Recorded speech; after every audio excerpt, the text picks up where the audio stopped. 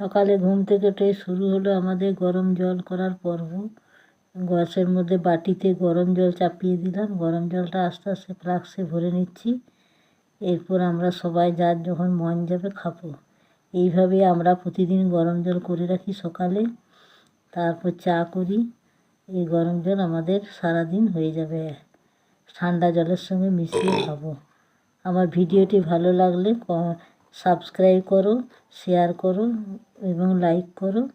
আমি এতে আরও নতুন ভিডিও করার উৎসাহ পাবো। Please subscribe my channel. আজ এই পর্যন্ত, আবার দেখা হবে নতুন ভিডিও নিয়ে। সবাই ভালো থেকো, সুস্থ থেকো, সাবধানে থেকো। এখানে আমার একটা জলের ফ্লাক্স এবং দুটো চায়ের ফ্লাক্স আছে, মোট 3টে ফ্লাক্স আমার। আমরা এইভাবে ফ্লাক্সে জিনিস রাখি। Tata, bye bye, stop.